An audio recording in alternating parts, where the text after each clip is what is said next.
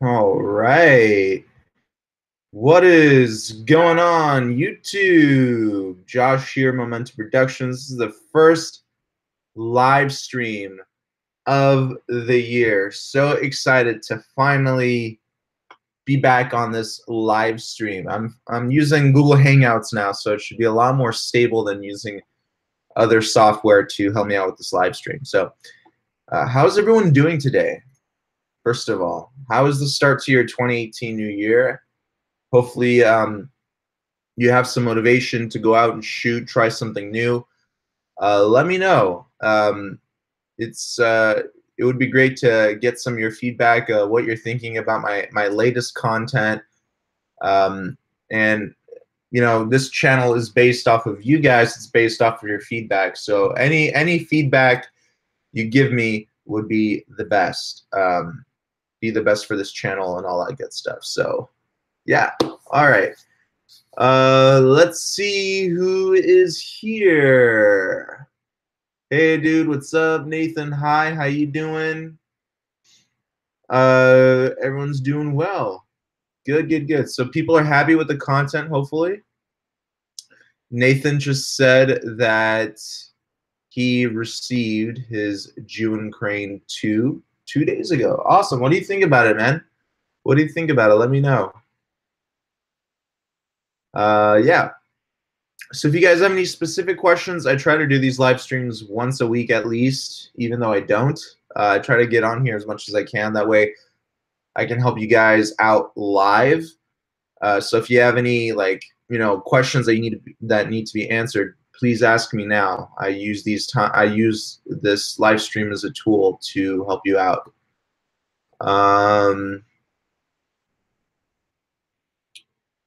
Yeah. Mark is asking, can you talk about neutral density filters versus polarizing filters? Cool, we'll get into that in just a second. What quick release plate do you use? It's super smooth. Okay. Mark Murphy. Okay, let's talk about polarizing filters. Polarizing and neutral density filters. Neutral density filters are used to stop down light. So instead of using the shutter speed, by increasing shutter speed, we can also stop down light, but the picture is going to change a little bit, especially with fast-moving objects. But overall, the basic difference between a neutral density filter and a polarizing filter is a polarizing filter is a twist filter that actually can remove a lot of reflections, and it also stops down light, but it also works on removing most reflections from glass or any other type of reflective material, even water. So that's the main difference between a polarizing filter and a neutral density filter. Neutral density filter doesn't have that effect of removing reflection, while the polarizing filter does. So keep that in mind. If you're shooting, let's say if you're shooting a pool party and you don't want to see a lot of your reflection in the shot, a polarizing filter would definitely be my filter of choice, since it can eliminate a lot of reflection. If you're shooting in a house that has a lot of glass and you want to eliminate a lot of your reflection, use a polarizing filter. But indoors, you probably don't even need a neutral density filter, because it's probably not going to be so bright because of controlled light. But polarizing filter indoors is still necessary if you want to, try to get rid of most of your reflection. So that's the main difference between neutral density and a polarizing filter. Polarizing filter is a twistable filter. Not all neutral density filters are twistable filters. So the more you twist the polarizing filter, the more of that reflection effect you are going to reduce. Okay, so polarizers are twistable filters. Most of them are, actually, not all of them. The ones that I have are twistable, even my neutral density filters. So yeah, that's the main difference between a polarizer and a neutral density. Good question. Nathan says that the Crane 2 is super smooth. Good. MC Film says, what quick release plate do you use? So I use quick release plate on which system? On my tripod, on my Crane? Which one?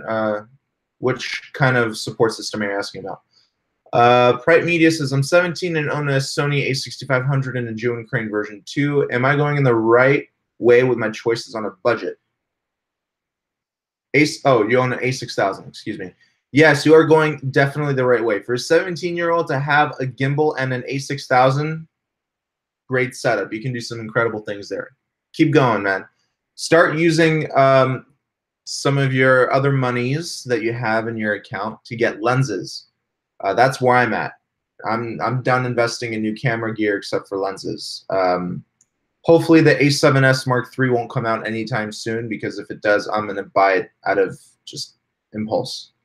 I have the A7S Mark I, and I freaking love it.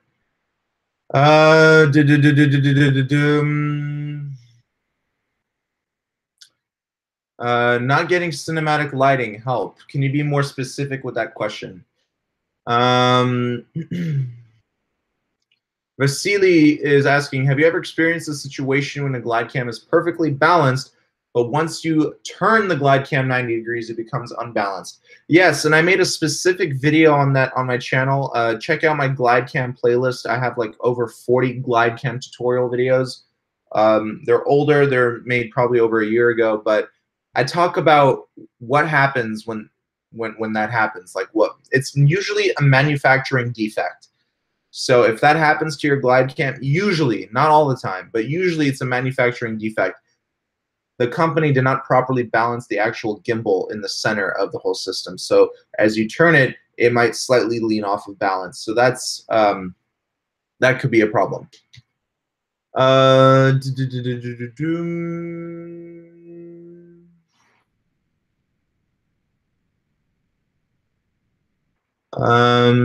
What editing software do I use? I use Final Cut Pro 10.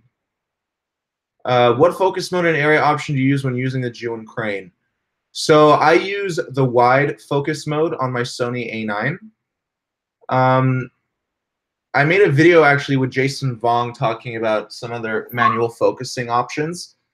So make sure you check that out. It's going to help you out with focus. All right. MC Film says, what kind of quick release system do you use on your tripod? So I use a Benro tripod, fluid head tripod. Whatever quick release plate came on that tripod, I use. It's a Benro. Let me know if you want the exact model number. I'll tell you in a sec. I'll bring out the tripod and I'll show you. Eric says, hi. What's up, Eric? Nathan says, why do people say that you need a neutral density filter to photograph waterfalls? Why don't they just use a closed aperture on like f22, f32? Good freaking question, my friend. So listen, here's the thing. When you increase the f-stop number, any dust and even some scratches on the lens will be much more apparent in your shot. It's a lot more dangerous to increase the f-stop number, because sometimes in the viewfinder, the screen is very small, the viewfinder is very small. You're not going to see those little specks of dust. However, when you go home and you dump your footage and you dump your photos, you might blow up the shot on a big screen and see that there's little specks of dust. So in my honest opinion, if you don't have to increase the f-stop number, don't. Put on that neutral density filter. It's a lot safer to let more light into the camera than to adjust your f-stop number. I don't like touching my f-stop number. I try to shoot as wide as possible most of the time, because if we close the aperture, every single speck of dust that we have on the lens will be much more visible, especially at f22. That's like, for most lenses, that's a very, very small aperture opening. So you're letting a lot less light into the camera. So any tiny speck of dust you have on the lens will be visible. At least most of them will. So that's why people feel more confident using an ND filter instead of increasing the aperture number. Trust me, I've been through a whole bunch of trial and error through that. I actually was in Australia and shot a waterfall video. This was years ago. I think this was 2014 or 2013. And I experimented with the f-stop number. And yeah, I went through that whole entire process. I got home and I found out that I had specks of dust on my lens. Not fun. Can you explain what S-Log2 and S-Log3 is, and how do you use it? My camera is Sony a6300. So I don't own any a6300 or a6000 or a6500. I do own the Sony A7S and Sony A9, which the Sony A7S does have S-Log. So what S-Log is, it's a log profile, which means that it creates a very flat look in your picture. What does this flat look do? It actually increases dynamic range. Dynamic range is basically the separation of colors and how much data the camera is getting from those colors. And why is that important? It's very important when it comes down to color correction. In color correction on your software, you can actually exaggerate specific colors, you can dim down colors, you can really manipulate the picture when it's flat colored. S-Log allows you to do that. And according to Sony, S-Log is the flattest color profile you can get on a camera while getting the most dynamic range out of the camera. I believe it's 12 stops of dynamic range, so that's phenomenal. So S-Log is probably my favorite way of shooting. Unfortunately, with the Sony A9, you don't get S-Log, you don't get color profiles, but you do get a 6K sensor readout, which means that I'm getting a ton of data from the picture. So even though I don't have S-Log on my Sony A9, I'm still getting a ton of picture data, which allows me to continue making manual adjustments to color in my editing software. So I'm not too upset about that.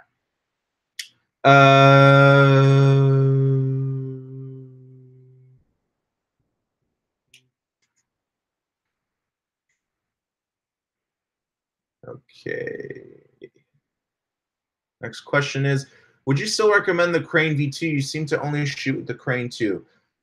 I would recommend the Crane V2 if you're traveling a lot. If you cannot take a huge bag with you, take the Crane V2. I actually still do use my Crane V2. The Crane 2 is a big gimbal, so sometimes I can't pack it up in all of my bags with me. The Crane V2 is definitely my backup plan. But if I were to choose a gimbal, I would definitely go with the Crane 2 simply because of that payload. And I like the fact that it's bigger because it makes me feel more confident. It doesn't feel like a fragile gimbal. I feel like the Crane V2 is still great. It's still tough, but I like the thickness and the overall bigness of the Crane 2. I like how big it is. A lot of people don't like how big the Crane 2 is. In my opinion, I love it.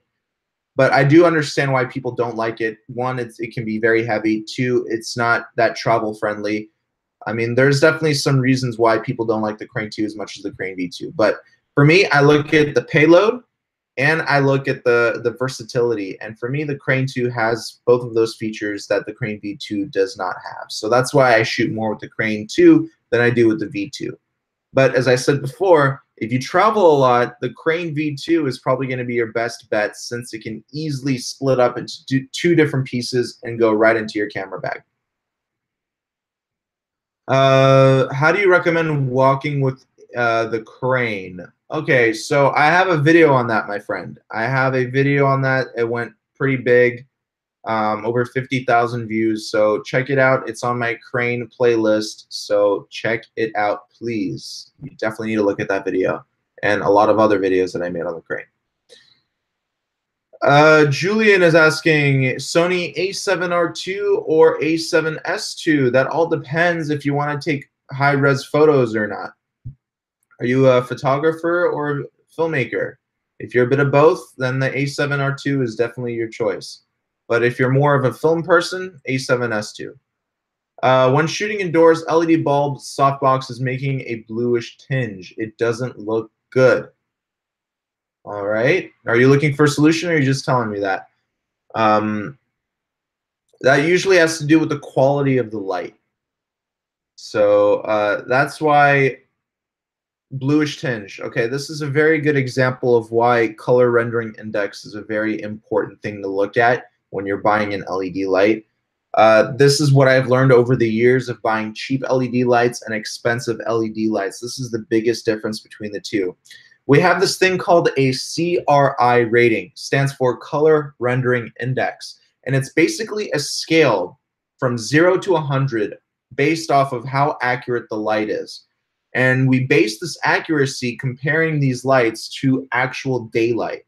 So how accurate are these LED lights compared to actual daylight? So we have that scale, 0 to 100, 100 being the best, 0 being the worst. Do not buy any LED lights that have a lower CRI rating than 90. 90, basically that's an A minus. You don't want to go below an A minus rating for a light. So if you have a 90 CRI rating, perfect.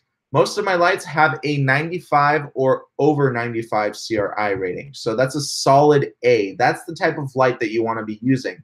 Those types of lights won't get you those weird bluish tinges or those weird color changes, or you want to stay away from that.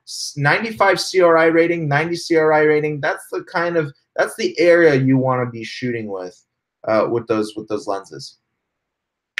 Claudio Rivera, why Sony over Canon? Sony over Canon simply because of the features, for example, the 4K, the size, and just the overall filmmaking experience with a Sony is a lot easier than a Canon. You also get those picture profiles, and overall, I mean, I grew up with Canon. Canon was my camera of choice years ago, and now that Sony started making these affordable, tiny little Alpha series cameras that can shoot unbelievable quality video, I mean, that's why I switched over to Sony. But yeah. See, in Final Cut, how do you color grade your videos? So Final Cut just released a new update that has a redesigned coloring or color correction feature, and it's very, very good. It's just as good as Adobe Premiere, so that's what I've been using lately. What external monitor would you suggest for Sony a7R II S-Log2 or S-Log3 on Jewin Crane version 2?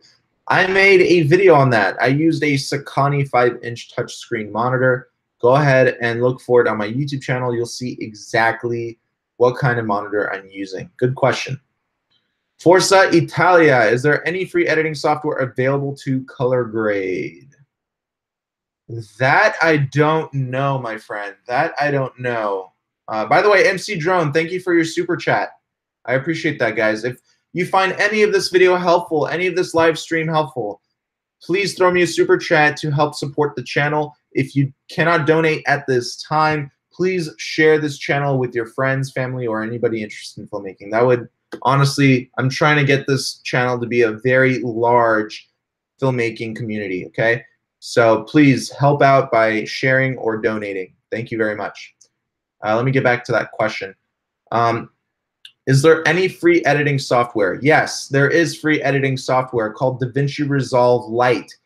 You can download it for free, use it for free, only up to 1080p resolution video. You can't edit 4K video with it. But DaVinci Resolve is probably the most professional color editing software that you can find on the market, and it's free. So consider checking that out. Okay. Suri6 says, when shooting real estate videos on a crane, would you use manual focus or autofocus, and why? Right now, most of the time, it's because I'm shooting on my Sony A9 most of the time, I'm shooting in autofocus. The Sony A9 does not mess around when it comes down to autofocus. It doesn't even hunt. It just, boom, right away goes to the subject that needs to be in focus. I don't have to think about focus when I'm shooting on the Sony A9. There are times when I need to shoot in manual focus, but that's when I use different cameras. It all honestly depends on the type of setup you're shooting with. If you don't have the Sony A9, if you have like a Sony a7R II or GH4, oh my God, GH4, GH5, worst cameras for focus, for autofocus. They excel in everything else, but when it comes down to autofocus, I think the GH4 and GH5 are the worst cameras. With those cameras, you shoot in manual focus, because if you shoot in autofocus on those cameras, they're going to constantly hunt. You don't want hunting in your videos. Shoot manual focus, shoot wide, shoot at infinite focus, and shoot with a slightly closed aperture, maybe at like f8, f11. Don't go to a very closed aperture, because as what we stated earlier, you can see a lot more dust and specks in your videos You want to stay away from that. You definitely want to stay away from that. And yeah, that's my honest opinion. That's my honest opinion about that. You want to stay away from shooting at a very closed aperture. Okay. Next question. MC John says, "Happy New Year, brother." Happy New Year to you too, bro. I hope you have a great start to the new year. George Martinez says, "Bro, I have a Jewin Crane second one, not the newest one. So you have the version 2, I'm assuming. I use a Panasonic 12 to 35 mil with a G7, and oftentimes I zoom in on the lens to 35 mil, but I can never rebalance my Jewin. Will this hurt my Jewin?" No, it will not. A lot of people think, sorry, it's getting dark here, isn't it? A lot of people think that you can burn out the motors on the Jewin Crane gimbals. No, you cannot burn out the motors, my friends. If the motors are overloaded at any time, they will shut off. They will shut off. So you cannot burn out the motors. You cannot harm the motors. Unless you pour water on the gimbal, you cannot damage these motors, guys. They will shut off. They have a safety feature built in. If it's overloaded, it will just, boom, shut off that axis or shut off that motor. I've tested this feature on the Crane version 2. If it's overloaded, the motor will just shut off. It will not let you burn out the motor. So no, it will not hurt your Jewin Crane. I always shoot, when I shoot on my Sony A9 on the 16 to 35 f4 on the Crane version 2 at times, and I constantly adjust zoom. And I don't have time to constantly rebalance the gimbal. I have to count on the gimbal to compensate for that change of weight. So no, I don't rebalance the gimbal all the time when I change the zoom. So don't worry about it. What you do have to worry about is, does your gimbal support the weight that you're putting on it? If not, it's going to just flop down because that motor will just shut off on you. Okay, consider that. Israel Mona says, "Happy New Year, boss. Been a whole while." Yes, it has. Happy New Year. Okay, out time. What would you do? Out time says, "What would you do if your community only loves your travel videos, but you're not able to travel for a while? Would you upload random vlogs or make a break?" Here is my, guys, if you're starting a YouTube channel, what I've learned is consistency is key. So if you're in out time's shoes and you're not traveling at the moment, still upload content related to travel. Vlogs are a good way of doing that. Maybe you can make a few videos on planning your next outing, your next travel video. Like, never, ever take a break. You take a break, your subscribers are just going to start unsubscribing because they have an expectation. And that expectation is for you to constantly make new content. Never, ever take a break on YouTube. If you have a following, never, ever take a break from YouTube. You'll see that anybody, I've worked with YouTubers, a few clients of mine. I'm not going to name names, but let's see. 2 of them took a break. To be exact, they took a 6-month break. And if you go on socialblade.com and you look at their stats, it's all in the red. It's all in the negatives. Everything is in the negatives. It's all in the red. So yeah, never take a break from YouTube. Once a week, upload. Minimum, once a week, okay? Not less than that. You do that, your subscribers are going to get upset. I've learned that from my own subscribers too. My subscribers are very upfront. They demand content, and I'm not saying that there's anything wrong with that. They're subscribed for a reason. They should have every right to demand content. So upload once a week. Make it a vlog style if that's easy for you, but never, ever take a break from YouTube. Never.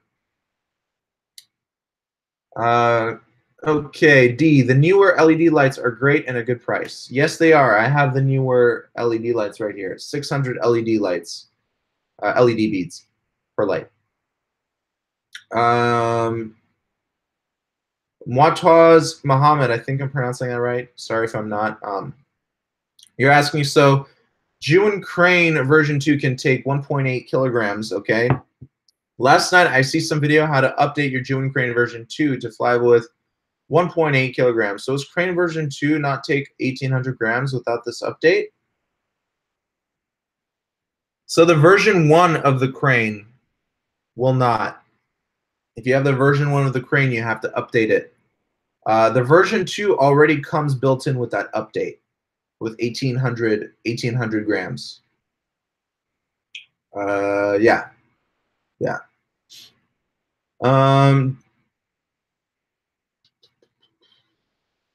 Nathan is asking, how can I put my iPhone 7 on a June Crane 2? Okay, this is a tricky question.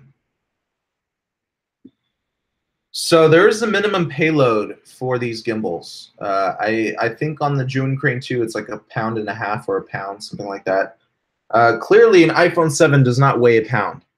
So my recommendation to you is, if you don't want to get a smaller stabilizer and you just want to use a Crane 2, find a way to mount them onto the Crane 2, onto the quick release area. Get a specific mount for your iPhone and screw it onto the quick release plate. But it's important to use counterbalancing plates. Otherwise, your footage will just end up very shaky. The motors are very sensitive and they're very powerful. So if you use a smaller payload than what's recommended by June, you're going to get some very shaky videos, unfortunately. But that's the design. It's meant for that. They make specific gimbals for iPhones and they make specific gimbals for DSLR cameras.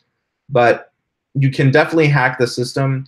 You can put some counterbalancing weights and you can put a ball head on there. It's definitely a lot more work, and I would recommend spending $100 to get a smooth cue. It's like $110. It's cheap. So that's what I would recommend to do, rather than dealing with counterbalancing weights and a ball head. You don't want to deal with that. Yeah, not a ball head, but an iPhone mount. Rajan, what's up, Rajan? Hi, bro. When does the June Crane Plus come? I'm waiting for shipment. It's coming. I think I'll be one of the first people to review it for you. Hopefully no one gets it before I do. I hope no one gets it before I do. I'm getting the beta. Looks like I'm getting the beta. I'm going to be testing it out for a week and bringing you guys along. If you guys want a live stream of the Crane Plus, let me know. Give this video a like. Let me know if you want a live stream of the Crane Plus. That would be great. But yeah, I'm expecting it to come within the week or so. And I'm going to CES in Las Vegas. If any of you guys are going, I will be there. I'll be around the June Crane booth, June Tech booth as well. So if you want to stop by and say hi, let me stop and say hi. Yeah. We're definitely going to be demoing some of the gimbals there, and I'll be helping out the staff at June Tech. Michelle Son says, what are your thoughts on the new June Crane Plus? I think it's awesome. I mean, that's all I can say right now. It looks fantastic. I need to have it in my hands. That's when I will give you my thoughts. I never talk about something without actually using it. I don't like to do that because a lot of the equipment that I own, I talked about without owning. And as soon as you own something, your idea about it completely changes, because there's hidden features in these types of equipment that you only realize that you have when you own it. So I'm waiting for the Crane Plus to arrive, and then I'll talk about my official thoughts. But so far, by looking at the papers, what am I saying? By looking at the specs, it looks good. It looks good. I'm excited for it. It's the first gimbal on the market to have artificial intelligence. It's a little scary to think about, huh? Our gimbals now have artificial intelligence. A little scary. But yeah, I'm excited for it. Next question here. Let's see. Protein Philosopher, how much time should be dedicated filming, editing? Oh, sorry. How much time should be dedicated to filming and editing if you are a full-time student and have a full-time job? Good question. I don't know if you guys noticed, but or knew this, but I'm a full-time student. That's right. I'm a full-time student. And I don't have a full-time job. Filmmaking is my full-time job. I make all of my money from filmmaking, from YouTube, from Amazon. So I have multiple sources of income that keep me where I am. But yeah, I'm working on my degree. I'm a full-time student. I'm getting a communications degree. I need assurance. I need a backup plan. It's always good to have a backup plan because usually artistic jobs are very unstable. So filmmaking is a very unstable job. Photography, very unstable job. You could be doing amazing one month and then the next month not make any money. So a communications degree in my area of work is very good because I will be able to get stability of work as a backup in case filmmaking is great one month and then not great the next month. So it's very difficult to have a stable filmmaking job. I've been blessed. It's been very stable with me, knock on wood, but I still want that degree as a backup. And I'm also getting it from my parents. I'm first generation in this country. My parents are Russian, so it's kind of that thing, you know, it runs in the family. I'm first generation American here, and I want to get that degree. And yeah, I'm also doing it for my parents. So like 50 for myself, 50 for my parents. So yeah, you can definitely, with a full-time job, full-time student, you can definitely be a filmmaker.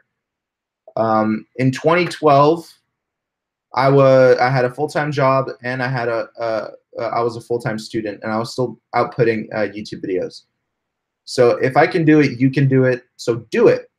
You might not be able to get full 8 hours of sleep every night, but it's worth it at the end of the day. I've been getting away with maybe 3 or 4 hours of sleep every couple days each week. So if I can do it, you can do it too. It's not going to be too healthy for you in the beginning, but if you're hustling, if you're working while other people are sleeping, that's what's going to push you ahead of the competition. So definitely good. All right, you can definitely do it. But your question was, sorry, I went off a rant. How much time should be dedicated to filming? 24 hours a day. While you're at work, while you're at school, try to, okay, don't let your boss, you know, yell at me at this, or don't let your teachers yell at me, but take out your phone, open up the note application, and write out ideas for videos. So if you're not around your camera gear, you should be making ideas. You should be writing down ideas. That's what I do. Whenever I go to Chipotle, whenever I get a meal, whenever I sit down to have lunch, if I have an idea, take out my phone, go to the notepad, write it down immediately. Immediately. I have so many notes, guys. I can show you right now. I have over 100 new video ideas. Your phone should not only be there to text your friends. It should be a very good tool for you to help you write down some of your ideas. So that's what makes it a 24-hour job. If you're not filming, you should be making ideas. It's getting very hot in here. I'm gonna turn off my heater. But yeah, that's my thing. That is my thing. You should be making ideas. If you're not filming, you should be making ideas. Michael Lerner says, I impulsively bought the new giant Sony G Master f2.8 16-35 to pair with the Crane 2. Too big? It is balanced when facing forward, but not as I rotate. Love the channel. Keep grinding. Thank you, Michael. I appreciate you, bro. Okay, so the G Master 2.8 16-35. First off, I have to say, fabulous lens. I don't own that lens. I have the f4 version, Zeiss. And I'll tell you some things here. I've seen pictures and I've seen review videos of times when f4 lenses were actually sharper than 2.8 lenses. So that's why I kind of stayed away from G Master 2.8, just because the weight as well. When it comes down to picture quality, after seeing so many videos and so many comparisons on film forums, I haven't really seen too much of a difference. The Sony G Master definitely can be slightly sharper in wider apertures.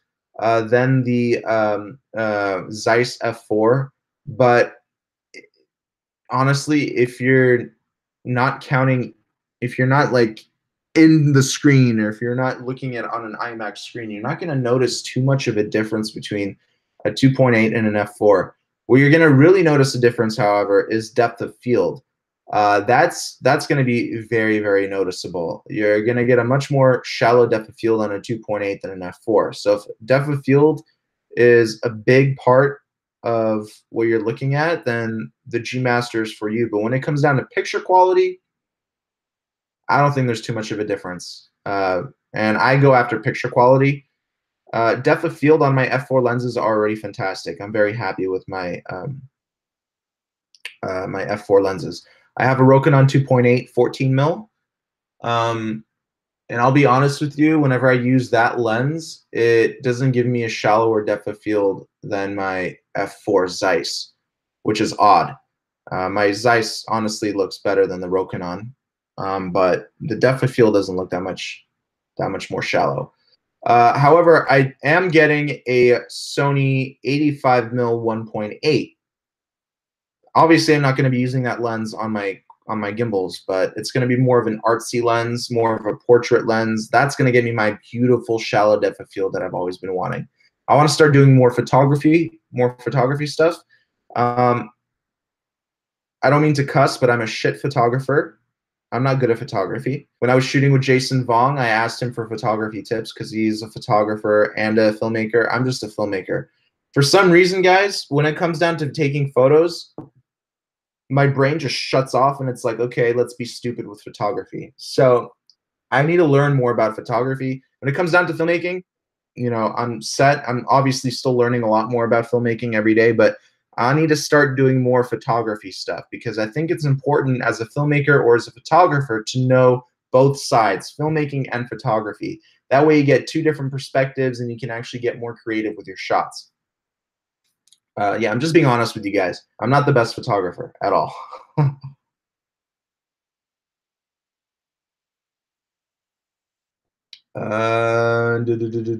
Dun. Okay.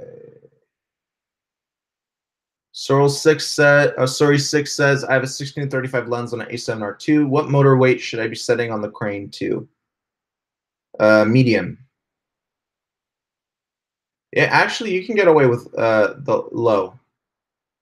I got away with low. But as soon as you add a little something onto the camera, like onto the hot shoe mount, go to medium. I've had my camera smack down because the power wasn't strong enough. So you have to, if you attach any other accessory, definitely go to medium. But you can get away with low just to preserve battery life. Yeah. Nathan Van Joel is asking, I have a Canon 70D, but the image is only sharp when I have a good bokeh face.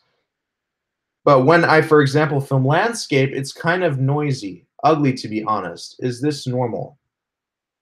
Can you email me a picture? It's hard not to see it, you know? It depends also on the ISO that you're shooting at. If you're shooting at a higher ISO, you're going to get noisy images. And then it also depends on what kind of lens you're shooting with too. So yeah, let me know. Give me all that info, please. Protein Philosopher says, thanks for answering my question. Big inspiration, man. I'm also a first-generation student, and this insight helps a lot. You're welcome, Protein Photographer. Or Philosopher. Protein Photographer. Protein Philosopher. My bad. But yeah, hopefully that, you know, motivates you a little bit to, you know, pull it off. Full-time job, full-time student, you can still be a full-time filmmaker. All right. Len says, sorry I'm late, but hi, Josh. What's up, Len? How you doing? Hesitate says,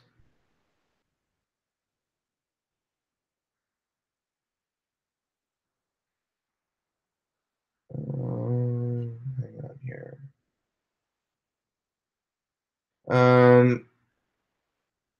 Hesitate says, same Nathan, when I don't shoot on a prime, the whole image is just slightly out of focus. It also, guys, it depends on your lens too. It really also depends on your lens. It shouldn't be slightly out of focus. That's bizarre. I mean, if you're shooting on a really cheap lens, you might have an issue with that, but look at the center of the image. If the center of the image should be sharp. If you're shooting on a cheaper lens, what usually happens when you're shooting at a wide aperture is the edges either vignette or they become soft. But the center of the image should be sharp. If it's not sharp, then you're probably out of focus. And that is user error. Yeah. Adrian D says, hello, greetings from Sweden. What's up, Sweden? Len says, ordered my Pixel MC50 mic and have a new camera, Canon 80D. All right, man. Congratulations. Faded Side. Hello from Germany. What's up, Germany? Nathan is asking, of the landscape, I shoot 100 ISO. I can send you a picture. Yeah, Nathan, send me a picture. info@capturethemomentum.com. That's my email. 100 ISO, you should not be seeing any noise. So that's very strange. Zeka FX says, hey, Josh, I love your videos. I recently sent you a message through your site, but I've never heard a response. I hope you can get an answer to me. Hey, man. So I don't answer all my emails simply because I'm overloaded with emails. So if I don't answer, keep sending me those emails. I will get back to you. Be very persistent with me, guys. If I don't answer, keep sending those emails. It's just I get overloaded. I get really, really overloaded. I don't like how dark my face became. So let's fix that. Yeah. Just keep sending me those emails, guys. Unfortunately, I don't have I get really overloaded. So yeah. Okay, a lot of good questions today, guys. I'm very proud of you. Forza Italia says, do you use an external mic while using the June crane? Yes, I do. It all depends on the situation. A lot of the times when I'm shooting with my clients and I need a gimbal, I put a lav on the crane. I found a hack, however, with the crane that I haven't seen anybody use on their crane, but there's a little port. I'm going to save this for another video because this is very exciting. I found a way to mount a lavalier mic onto the crane too without it interfering with inverted mode. Can you believe it, guys? I found a way to do it, and it's so simple. Like, as soon as I found out that you can do it, I was like, oh my God, why didn't I think of this earlier? So I think that video is going to do very well. It's going to help you guys go into inverted mode without colliding with the mic attachment on your hot shoe mount.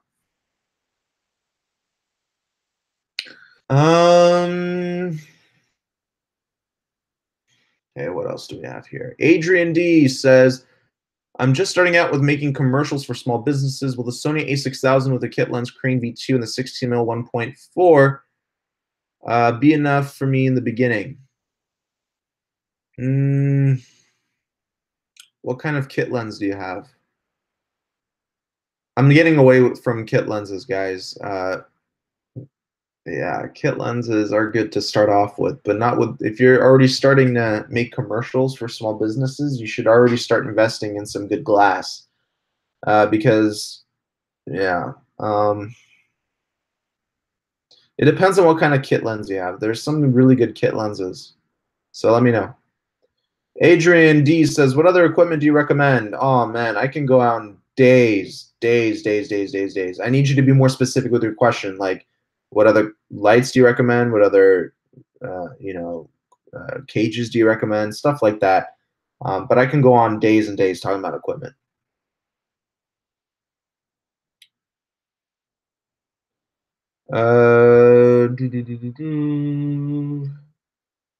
Do you use video monopods? You know what? Juentech just sent me a monopod, but before that, I didn't. Yes, Juentech started making monopods, ladies and gentlemen.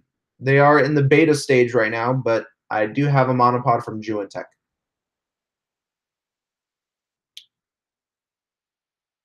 GB's Playtime says, hey, Josh, what do you reckon to Komodo Orbit handheld stabilization rig? I haven't even heard of that. Hesitate says GH4 has follow focus on Crane 2, but GH5 doesn't, correct? And if so, how do you know if June will make it available for the GH5 in the future? No, the only follow focus that's supported with the Crane 2 is the Canon 5D Mark III, 5D Mark IV. Those are the only cameras currently supported with Geotex follow focus. But they are making a separate module, follow focus module, that you can attach onto the camera's hot shoe mount and use that as a follow focus system. That should be good for any camera because it's a external module. It's not software based, so it's not gimbal based. It's an actual module with the gear, so it's going to work with. It should work with any camera.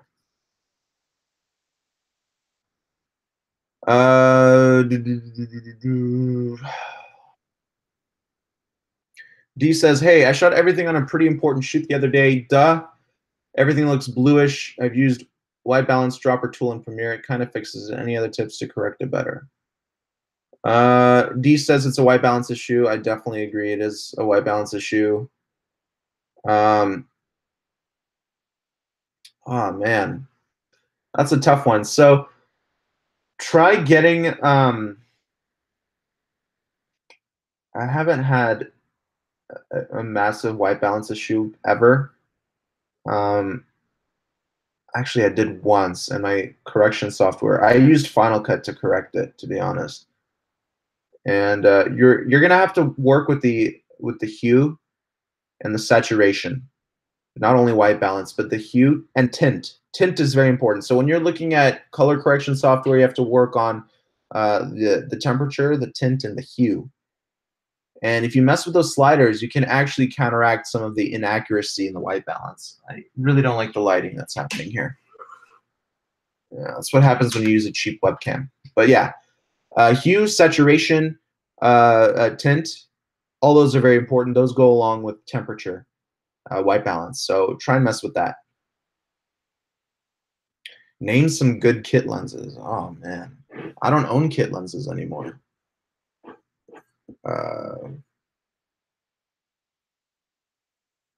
Let me think about it. I haven't thought about getting kit lenses in a long time.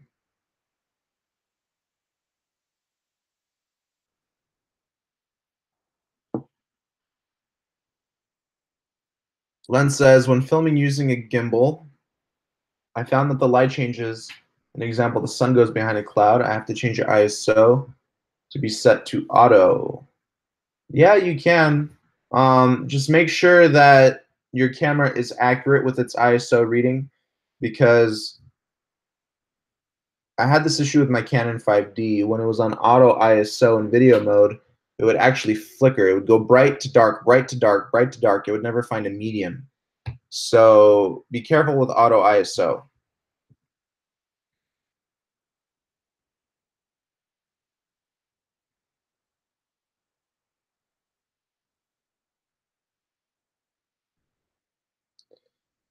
All right.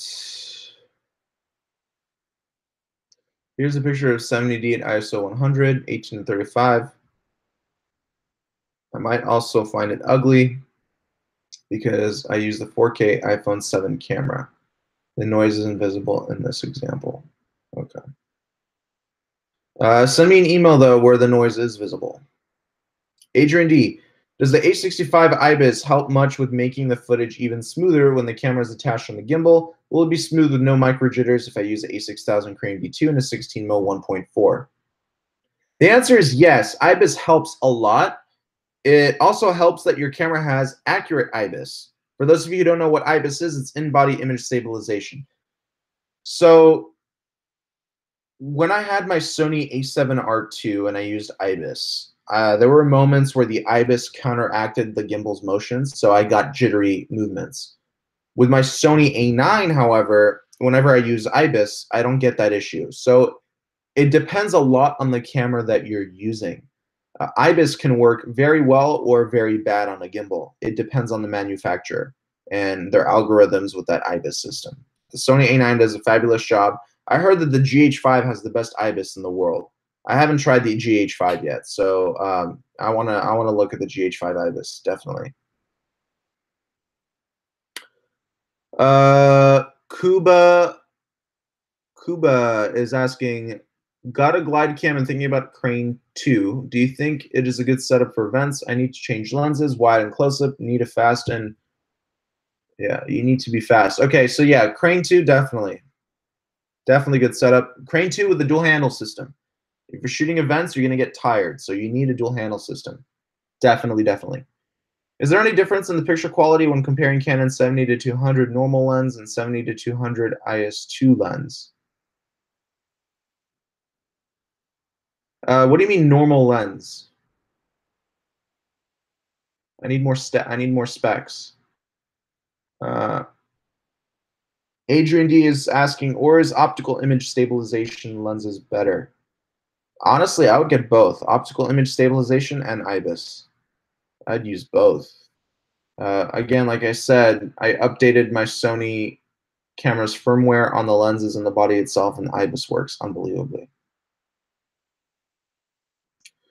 Isra is asking, have you tried the EOS HD for Sony's? I have not. Kuba says, I think it's even better when I can mark all the parameters for every lens. I wish I have a good autofocus, though. Need to upgrade my A7S II soon. Respect. Hey, man, I'm still rocking the A7S Mark I, and I love it.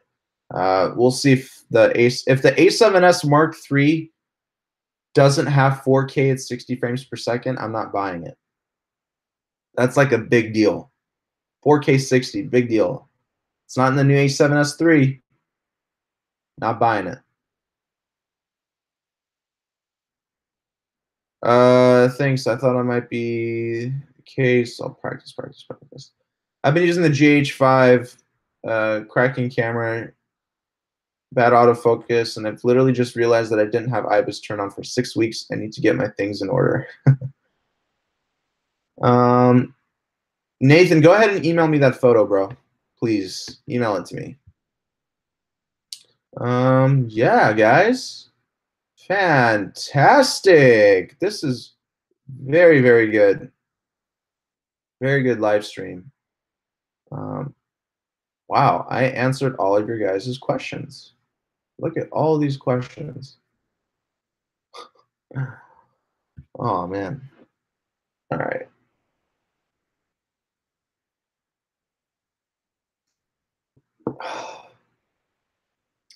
I can't believe it, guys. We answered all of your questions. Good. Okay.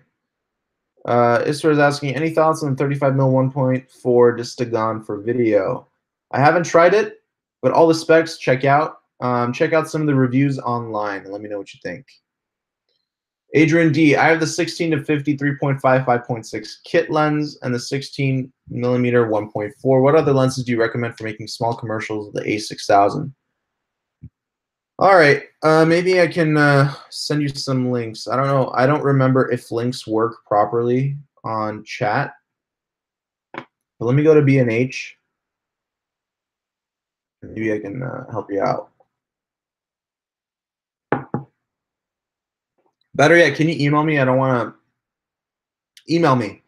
Email me that question, okay? And we'll talk about it. Tried signing up for your website last week. It wouldn't go through. Interesting. Send me your email then, and I'll put you on the list. For some, that's very strange. Okay. Adrian D, Sigma 30mm 1.4. Does that sound like a good lens? Yes, it does. Sigma is a very good company. Sounds like a good lens. Is it a good lens? I don't know. I don't have it, but I know I've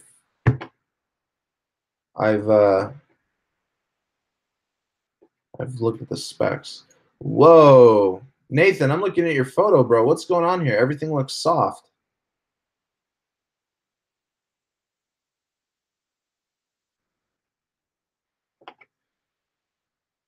Whoa. I don't see noise, but it's just soft. It's very, very soft. Bizarre.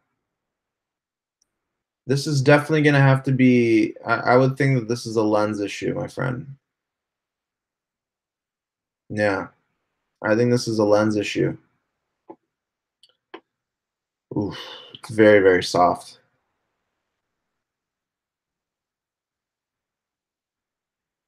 Give me your full specs on that lens. Also give me your full settings. So you said ISO 100. What about your shutter speed? Won't really matter. It shouldn't affect the focus, but just give me all that info. Maybe we can work this out. What's the best frame rate to film in a higher or lower one, Josh? Len, good question. It depends on if you want to use slow motion or not. Adrian D, we'll get it to complement my 16 mm 1.4. Oh, 16 mm 1.4. That sounds beautiful. Did he turn down sharpness in body? It doesn't look like it, honestly. I don't know. I think it's a lens issue. It doesn't look like the camera did it. It looks like the lens did it. I could be wrong. I would double check your sharpness settings, just like how D recommended. But I think it's a lens issue. And it's a low res picture too, I noticed. It's not that high res. Do you have a higher res photo? Maybe that would be a little bit better. Yeah, it's very soft. Don't know why. But I think it's a lens issue.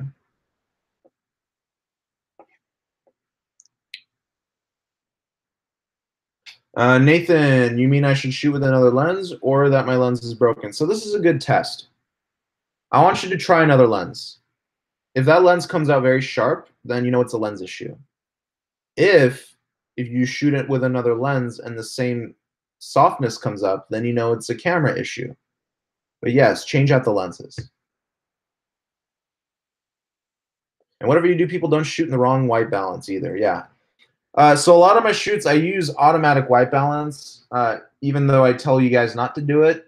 I still do it because I'm just tired of switching white balance every day, but every single second. But with the Sony cameras, they're very accurate with their white balance. So I rarely run into white balance issues. But it still does happen. Sometimes I really do have to take some time in color correction to fix all that. But yeah. If you are in a stable environment, if you're just shooting indoors and not indoors to outdoors, then yeah, set manual white balance. But if you're going indoors to outdoors constantly, then automatic white balance would be better choice for you. Adrian D says, what do you think of the Crane Plus? Is it a replacement for the V2? Will it be more expensive? I don't know. I don't have any price details on the Crane Plus. Will it be a V2 replacement? I think so. I think so. It has a higher payload. It has the features. It has the same form factor, it looks like. I think it will be the replacement of the V2. Don't quote me on it. It's just what I feel and what I think. But I think the Crane Plus will replace the V2. Yeah. It's in that range. It's in that same form factor. And I mean, don't get me wrong. Maybe Geointech will keep the V2. Simply because it fits a lot. It fits into the price point of a lot of people, but I'm not sure. In my opinion, I think it will replace the V2.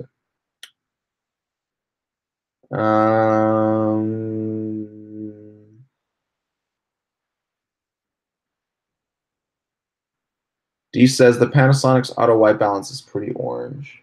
Interesting.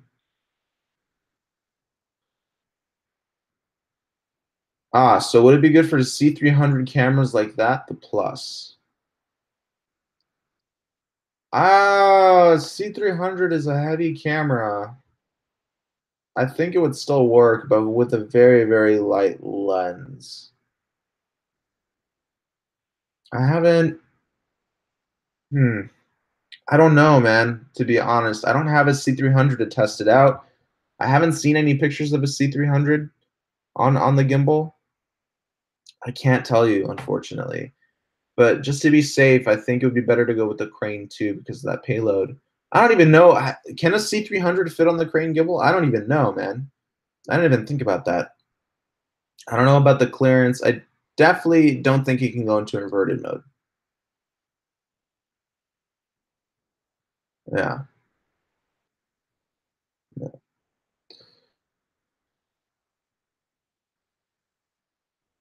Yeah, definitely. All right. right. Any other questions, guys? Last minute questions. We are at 1 hour already. Fantastic. Thank you guys so much for tuning in. This was a lot of fun. You guys asked some amazing questions. Like if we scroll back to the comment section, like wow. Great questions. Again, as I said before, if you have any questions, you guys email me. And if I don't answer you within 2 to 3 days, you email me again. Persistence is what's going to get my attention to email you guys back. So, and that goes throughout everything in life. We got to be persistent. So email me. Don't overdo it, of course, but email me, you know, in a normal fashion. Nathan Study sent me the HD snapshot, the camera settings. All right, awesome. All right, guys, listen, let me drop you my email. Okay. CaptureTheMomentum.com. Here's my email. Here's my Instagram. You can also private message me on Instagram, Momentum_Productions. I'll actually respond to you quicker on Instagram because it's instant messenger.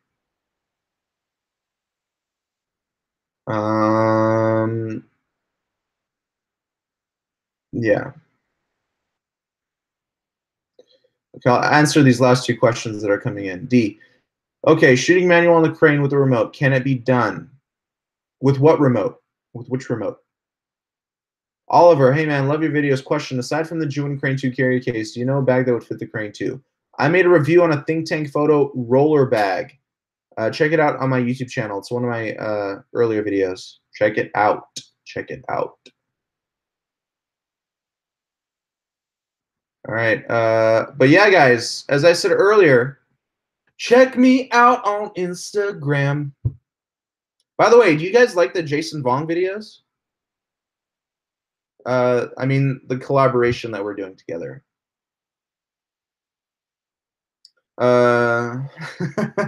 D is asking the little crane remote, the thumb thing. I don't know, dude. I don't have it. I don't know if it'll work. I just don't know. I'm being honest with you. I don't know. I don't have that accessory. I'm waiting for that follow focus module. I think that's going to be freaking badass. I'm waiting for that follow focus module. Juentech is coming up. It's coming up. That company is gonna explode. My wish for Juentech: make a bigger gimbal for like cinema cameras. I think they're doing very well in the consumer and prosumer market. It's now time to hit the professional market, and that is like RED cameras, like you said, C300, C500, FS7 cameras. I want them to make gimbals for that. I really want them to make gimbals for that. They're taking care very well of the consumer market. What about the professional market? I mean, they had a gimbal a while ago called the Shining, and that kind of looked like a Ronin type camera, type of gimbal, but I don't know. I don't remember the specs on it, but I want them to make a massive gimbal. I think they would do very well with it if they started targeting the professional market. All right. Adrian D said, absolutely, collab is always interesting. D says, I bought the cable, that helps a lot.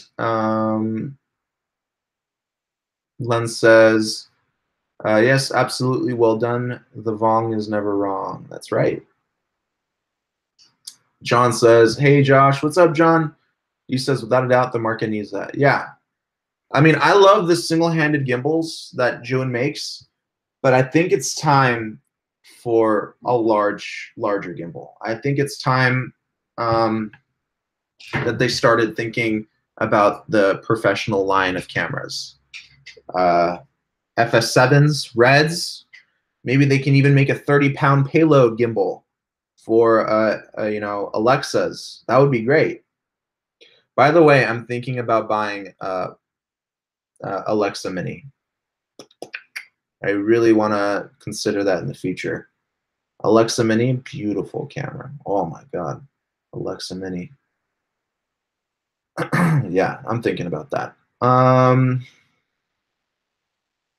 Adrian D says, I had a question. If you scroll up a bit, would you appreciate if you answer it? Can you retype it?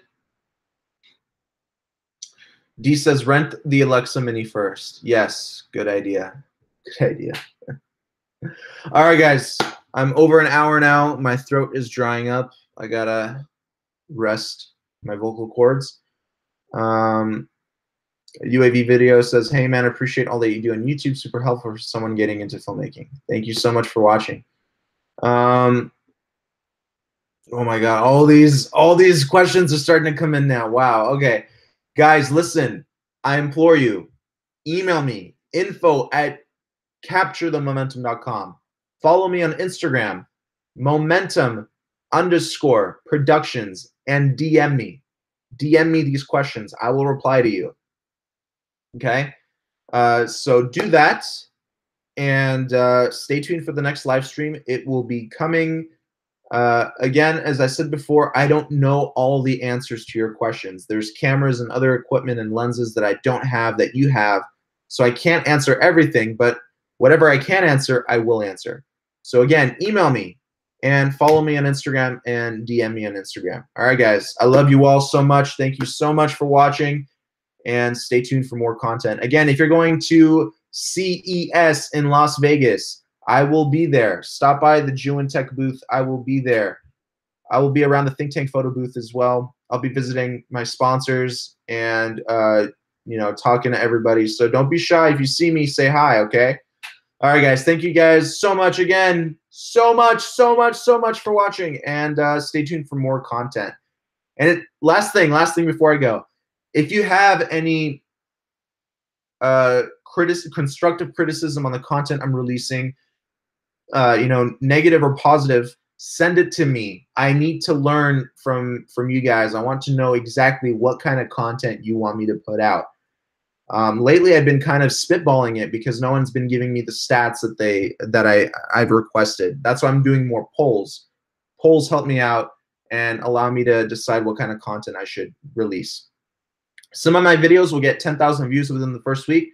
Some of my other videos will get me 200-300 views in 1 week. So clearly, some things are interesting you guys, so clearly some things are keeping you guys interested and some things are not. So I need to know from you guys. Send me those emails with suggestions. Send me emails on what you want to learn. And please, every single time I put out a poll on my community tab, please answer that poll. Please answer that poll, because those polls help me create content for you guys. All right? Thank you again so much for watching. And again, if you can, either throw me a super chat or share this channel with your friends, family, anybody interested in filmmaking, and let's get this community up. Let's get it big on YouTube, guys. Let's do it. We can do it. Come on, let's do it. All right, guys. Peace out. I love you all, and I will talk to you very, very soon. All right, guys. Now, you know what's funny? I'm on Google Hangouts, and I can't end the live stream because I can't find the... Oh, found it. All right. All right, guys. Peace out. I love you all. Bye.